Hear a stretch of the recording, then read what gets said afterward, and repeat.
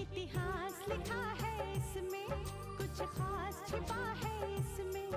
इतिहास लिखा है इसमें, कुछ खास छिपा है इसमें। मर्यादा है, कोई वादा है, विश्वास रखा है इसमें।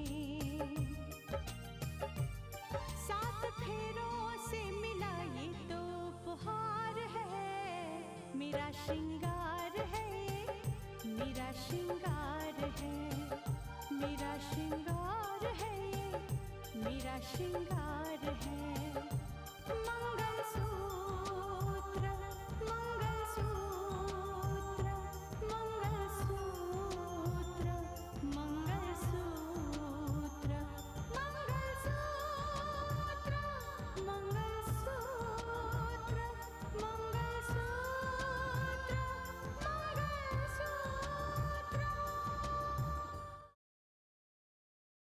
बहुत ज्यादा प्यार भी ना जी का जंजाल बन जाता है, और शायद रितिका के जी का जंजाल भी यही बना हुआ है। रितिका और मानस का प्यार। रितिका, रितिका, रितिका, रितिका, रितिका, रितिका। क्या हो गया? Guess what? क्या? मुझे जॉब मिल गई। वही दृष्टि न्यूज वाली। I'm the chief editor of News अपनी दृष्टि। ये देख रहे हो स्नेहा,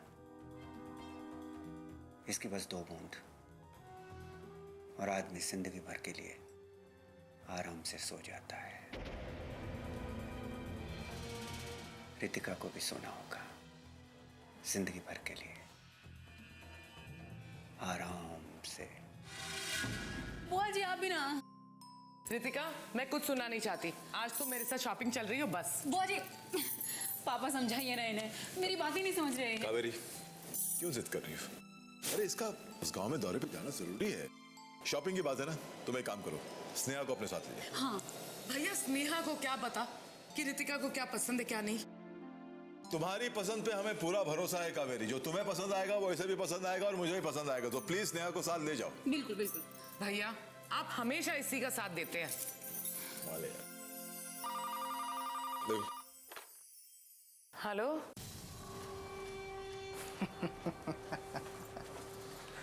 कलेक्टर साहिबा दौरे पर जाने के लिए निकली है ना?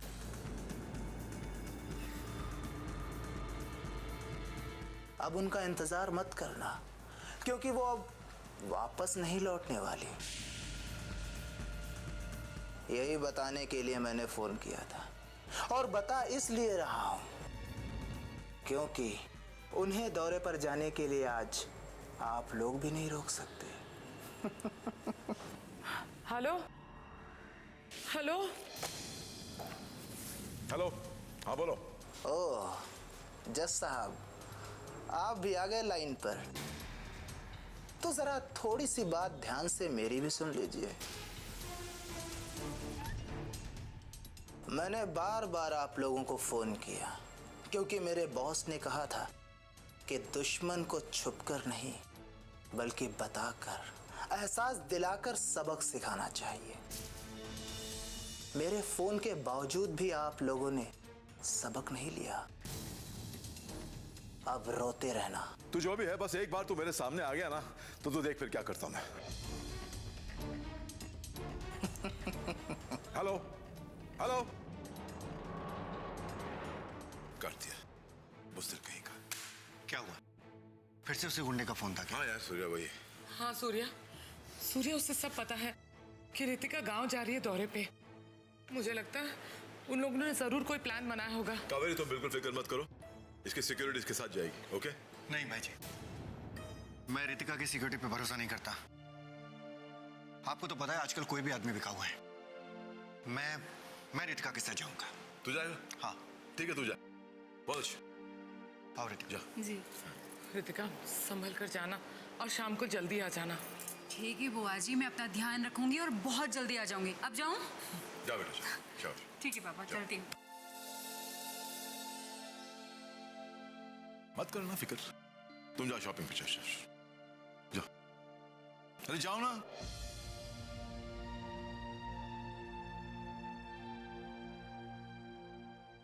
कावेरी भी कितना ख्याल है इस रितिका का उससे?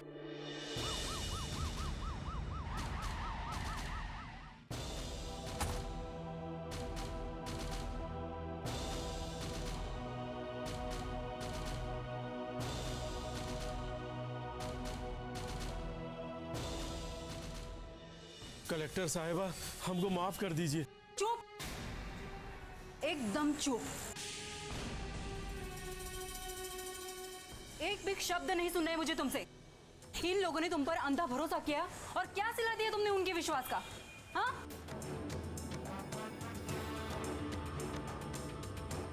सरकार की तरफ से गांव वालों को हजारों क्विंटल अनाज भेजा जाता है। चावल, केरोसिन, शुगर सब कुछ बेचते हैं। और ये लोग कहते हैं कि उनको कभी 5 किलो, कभी 10 किलो अनाज मिलता है। कभी शुगर देखी नहीं उन्होंने, केरोसिन का तो कोई अता पता नहीं है। करते क्या हो तुम?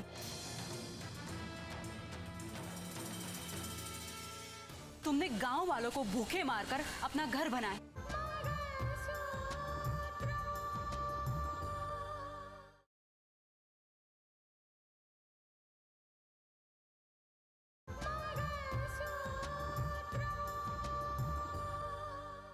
तुमने गांव वालों को भूखे मारकर अपना घर बनाया।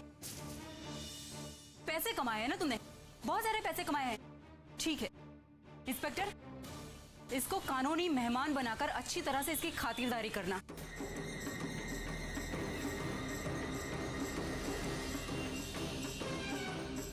और देखना इंस्पेक्टर, कहीं ये अपनी जमानत ना करवा पाए। हम बर्बाद हो जाएंगे कलेक्टर साहिबा। हमारे छोटे छोटे बच्चे, हम गरीब आदमी हैं। हमको छोड़ दीजिए, हमको छोड़ दीजिए। लेके जाइए इसे। कलेक्टर साहिबा! कलेक्टर एक साहिबा! मिनट।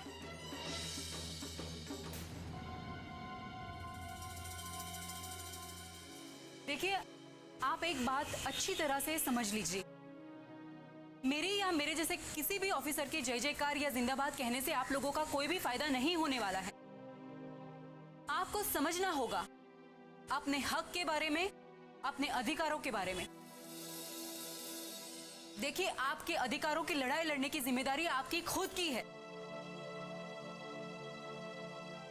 कब तक आप दूसरे लोगों के भरोसे पे जीते रहेंगे?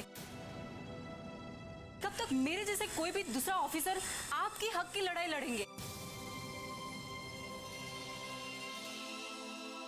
आप लोगों को समझना होगा, संभलना होगा।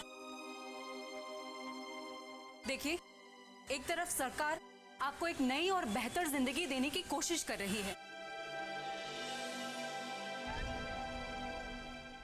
अपनी तरफ से एक पहल कर रही है, तो आपका फर्ज बनता है कि आप भी सपोर्ट करें, अपनी तरफ से एक कदम उठाए। समझ गए आप लोग?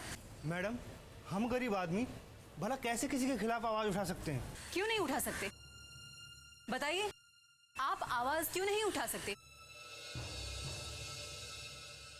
देखिए, कानून की नजर में कोई भी अमीर या गरीब नहीं है।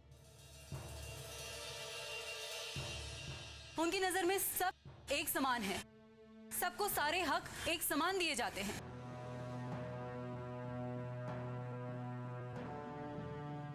और मैं आपसे वादा करती हूं कि मैं जब तक इस जिले की कलेक्टर हूं, तब तक आपके अधिकार आपसे कोई नहीं छीन सकता। ये मेरा आपसे वादा है। रितिका, कल तक तुम जिंदा रहोगी तभी गांव वालों से क्या हुआ वादा पूरा करोगी ना, क्योंकि तुम अपने साथ अपने चाचा को लेकर नहीं, अपनी मौत को लेकर आई हो। लेकिन ये मैं अकेली नहीं कर सकती। कानून या प्रशासन अकेले ही सारी जिम्मेदारियां नहीं निभा सकता। आपके सहकार की, आपके सपोर्ट की बहुत जरूरत है। समझ गए आप लोग? ऑफिसर, ये सिर्फ इसी गांव की समस्या नहीं है। आसपास के जितने भी गांव हैं ना, उनमें यही समस्या है। और उन गांवों में जितने भी गोदाम हैं, उन पे छापे मारे जा रहे हैं। और याद रहे, ब्लैक मार्केटिंग के साथ जुड़े हुए जितने भी लोग हैं, सबको अरेस्ट करो। किसी भी तरह की किसी पे भी रियायत नहीं बरती जाए। अंडरस्टूड? यस मैडम, आपके आदेश अनुसार आसपास के सारे गांव में छापेमारी की कार्रवाई चल रही है। अच्छा हाँ, ये जो आप कार्यवाही कर रहे हैं, मुझे उनकी सारी रिपोर्ट्स चाहिए और उस रिपोर्ट पर गांव में से कम 10 लोगों की साइन चाहिए कि पुलिस जो भी कार्यवाही कर रही है उससे उनको बहुत संतुष्टि है, वो खुश है। समझ गए आप? Yes madam. ठीक है। और आप लोग, हमें आपसे यही उम्मीद है कि आप सपोर्ट करेंगे। नमस्कार।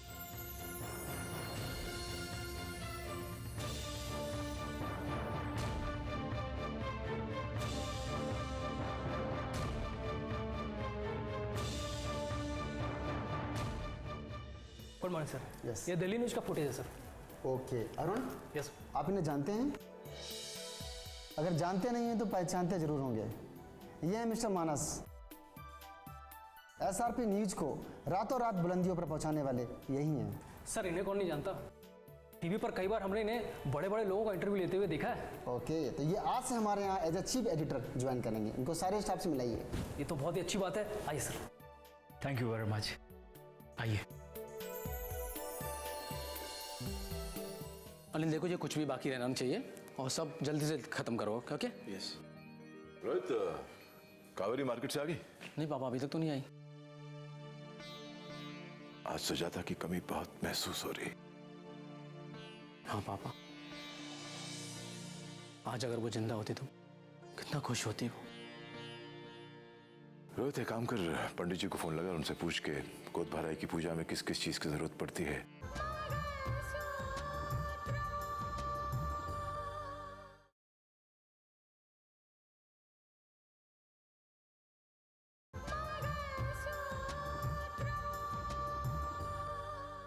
रोहित, एक काम कर, पंडित जी को फोन लगा, उनसे पूछ के गोद भराई की पूजा में किस किस चीज की जरूरत पड़ती है, हवन में कौन कौन सी सामग्रियां पड़ती हैं, पूछ।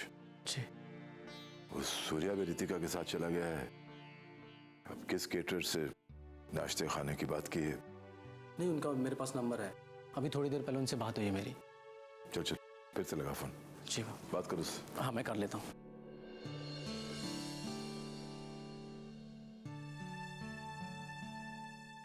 फोन तो एंगेज आ रहा है। चल कोई बात नहीं, दोबारा ट्राई कर।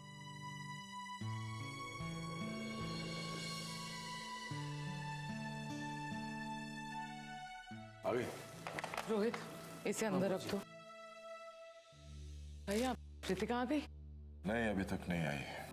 पता नहीं क्या हो गया रितिका को। अरे दूसरी लड़कियां तो कितनी खुश होती गोद भराई की रस्म पे, लेकिन एक हमारी रितिका है, मजाक बना रखा है उसने सबका।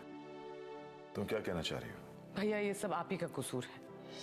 हाँ, आपने उसे फर्ज, कानून, जिम्मेदारियां ये सब तो सिखा दिया, लेकिन एक औरत की क्या जिम्मेदारी होती है ये आपने उसे नहीं सिखाया। कावेरी, रितिका अपनी जिम्मेदारियां बखूबी निभा रही है। कहाँ भैया, आज उसकी गोद भराई है और देखिए ना, अभी तक वो घर नहीं आई। जब मैं मार्केट में थी तो मुझे ये याद आया कि हमने किसी मेहंदी वाली को बुलाया ही नहीं है। रितिका को तो किसी बात का ध्यान नहीं है। देखो कावेरी, रितिका के कंधों पर बहुत बड़ा बोझ है। कई लोगों का भविष्य डिपेंड करता है। ऐसे हाथ जो होते हैं वो मेहंदी के मोहताज नहीं होते। मैं जानती हूँ भैया, कम से कम आज का दिन। खैर, आप प्लीज रितिका को फोन कीजिए और कहिए जल्दी घर आ जाए। ठीक है, मैं उससे बात करता हूँ। मैं अभी आती हूँ।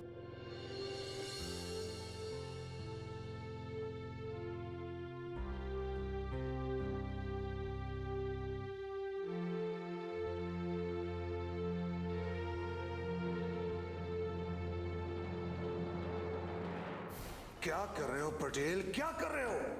बस सर, दिन रात इसी कोशिश में लगे हैं कि किसी भी तरह अगली पेशी पर आपकी जमानत हो जाए। देखो पटेल, ये केस इतना बड़ा भी नहीं कि हमारा जमानत नहीं हो सके। अरे हमारा जमानत तो उसी दिन हो गया होता अगर आदित्य प्रताप सिंह कोर्ट में हमारे खिलाफ पैरवी नहीं किया होता तो। यस सर, यही सच है। देखो पटेल, कुछ ऐसा करो कि वो अदालत में ना आ पाए। सारी ताकत लगा दो, पूरे अप्रोचेस का इस्तेमाल करो, जितना पैसा हो पानी की तरह बहा दो, लेकिन हर हाल में हमको बेल चाहिए, बेल चाहिए। सर, मैं इसी के बारे में कुछ आपसे बात करने आया था। सर, आपके जितने भी लोग हैं कोई भी आपके साथ खुलकर नहीं आना चाहता है और ना ही आपके फेवर में कुछ कहना चाहता है। अरे पटेल, ये किसी और का डर नहीं, ये कलेक्टर का डर है, कलेक्टर का। अरे वो कलेक्टर किसी का कुछ बिगाड़ पाए या ना बिगाड़ पाए, लेकिन उस केस में उन लोगों का नाम जरूर जोड़ सकता है। इसलिए कोई खुलकर सामने आने को तैयार नहीं। अरे मैं क्या करूं, उस कलेक्टर को मरवा दूं क्या? बोल पटेल बोल। नहीं सर, नहीं, बहुत बड़ा तूफान खड़ा हो जाएगा सर।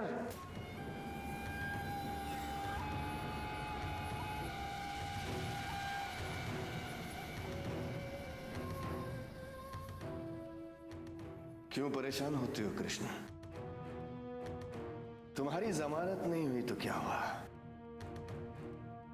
मैं तो बहुत जल्दी बाहर चला जाऊंगा और मेरी जिंदगी का एक ही मकसद है, आदित्य प्रताप सिंह का सर्वनाश।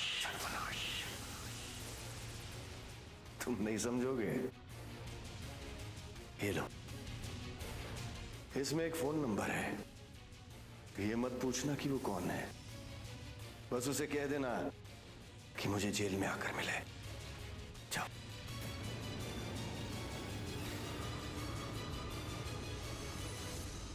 आज भी मैं वो दिन नहीं भूल पाया हूं कृष्णन, जिस दिन आदित्य प्रताप की अदालत में मेरा मुकदमा चल रहा था।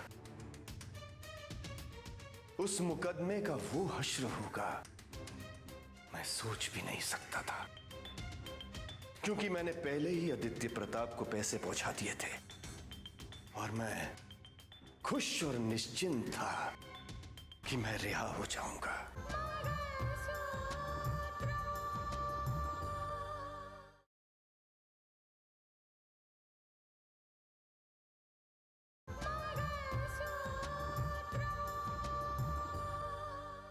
खुश और निश्चिंत था कि मैं रिहा हो जाऊंगा।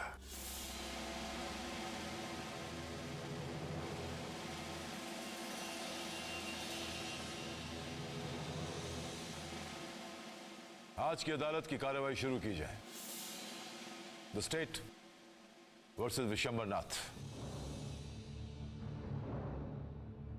योर ऑनर, पिछली पेशियों में अदालत के सामने ये बात लाई जा चुकी है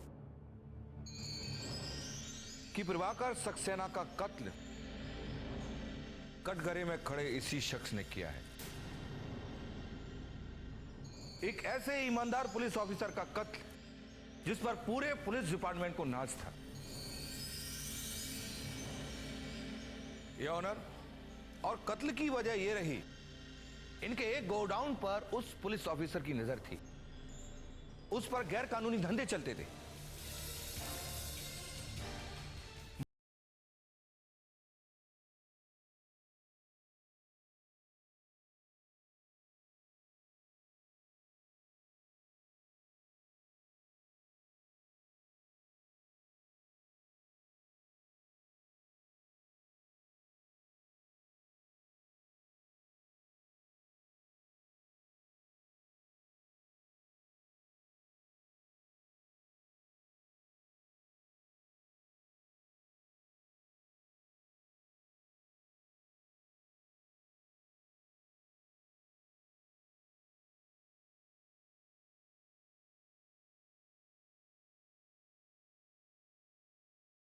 ऑब्जेक्शन योर ऑनर,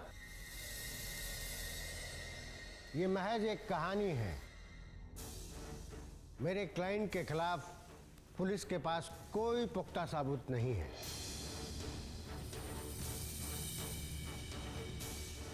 कि उन्होंने ही पुलिस ऑफिसर सक्सेना को गोली मारी है।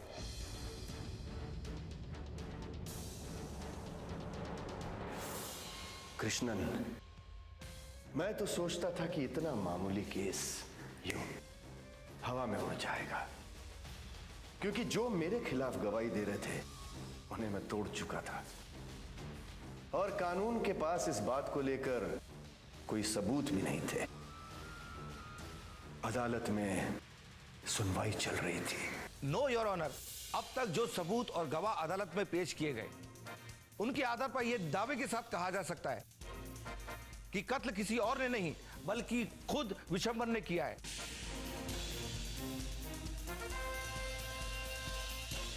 क्योंकि जिस कमरे में कत्ल हुआ उसमें विशंबर के अलावा और कोई नहीं था।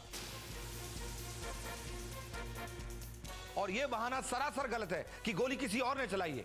योर ऑनर, जिस रिवॉल्वर से कत्ल हुआ है उस रिवॉल्वर को पुलिस बरामद कर चुकी है और यह बात भी सच है कि उस रिवॉल्वर पर मेरे क्लाइंट विशंबर की उंगलियों के निशान नहीं हैं। तो फिर ये किस आधार पर दावा किया जा सकता है कि विशंबर ने ही उस पुलिस ऑफिसर का कत्ल किया है? ये ऑनर, उंगलियों के निशान मिटाए भी जा सकते हैं। विशंबर के पास इतना वक्त था कि वो उंगलियों के निशान मिटा सके और उसने ऐसा किया भी। उसने रिवॉल्वर पर से उंगलियों के निशान मिटा दिए, लेकिन वो रिवॉल्वर को ठिकाने नहीं लगा सका क्योंकि तब तक पुलिस वहां पहुंच चुकी थी। Objection your honour. इनकी इस बात से यह कहां साबित होता है कि मेरे क्लाइंट विशंबर ने ही कत्ल किया है?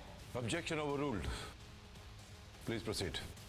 योर ऑनर, जिस कमरे में पुलिस ऑफिसर प्रभाकर सक्सेना का कत्ल हुआ उस कमरे से रिवॉल्वर बरामद हुई है और उस कमरे में उस वक्त सिर्फ मिस्टर विशंबर मौजूद थे। सरकारी वकील भी कम नहीं था। वो मेरे वकील की हर बात काटे जा रहा था। मैंने उससे भी खरीदने की बहुत कोशिश की, लेकिन वो बिकाऊ नहीं निकला। अदालत में मेरे खिलाफ वो तर्क पे तर्क दिए जा रहा था।